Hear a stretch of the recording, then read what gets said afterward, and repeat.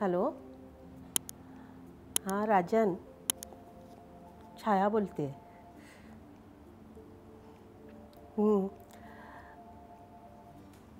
हां म्हणजे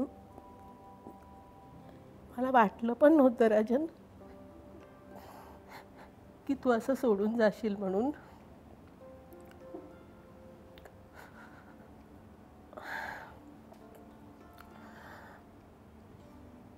कधी कधी भांडते तुझ्याबरोबर की असं अचानक का सोडून गेलास.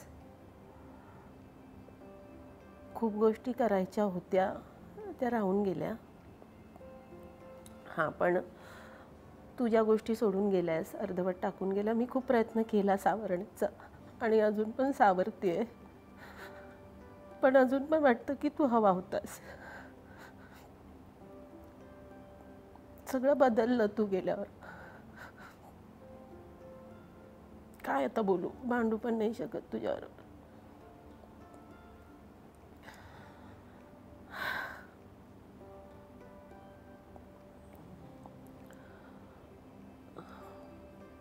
बाबा पण गेले.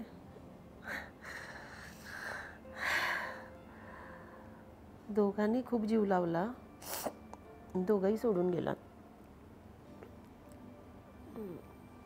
हां पण तुम्ही शिकवलं तसं सगळ्याला तोंड देते. बाबांचं खूप होतं की माझा छाय घ्या, माझा छाय घ्या. छोटीशी गोष्ट केली की अशी खूप चढवून चढवून सांगायचे सगळ्यांना. साधी मॅच खेळून आली तर हां इंडिया पाकिस्तान मॅच खेळून इला. म्हणजे सगळ्यांना असं वाटतं की हां छाया खूप स्ट्रॉंग आहे. मी स्वतः पण बोलते स्ट्रॉंग आहे. पण बाबा एकदा रागाने ना तुमचा फोटो फोडून टाकला होता मी घरी आईसमोर. आईला खूप वाईट वाटलं होतं त्याचं. पण मला असं झालं ना की माझा राग कुठेतरी मला काढता आला पाहिजे. मला असं व्हायचं की सगळ्यांबरोबर एवढं छान छान होतं आणि माझ्या बाबतीतच का नाही घडलं. पण ठीक आहे, आई माझ्या वाट्याला आली, खूप आली. राजन बाबा, मी माझ्याकडून पूर्ण प्रयत्न केला की मी म्हणजे आईला सगळ्या गोष्टी देण्याचा प्रयत्न केला. तिला मी खूप खूप सांभाळलं माझ्या मुलीसारखं. म्हणजे मी नशिबात समजते की की आईने शेवटच्या काळात तिचं आई पण मला बहाल केलं आणि ती बाळ झाली होती. मला सगळं कळत होतं की आईचं वय होतं आहे, ती थकत चालली आहे. पण ना मला कधी मी मान्यच करत नव्हते की कधीतरी आई सोडून जाणार आहे.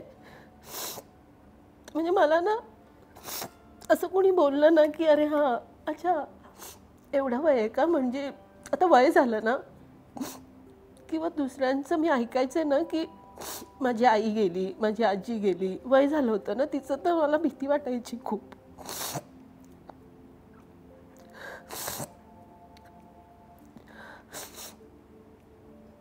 आई तू नाही जायला पाहिजे होतीस.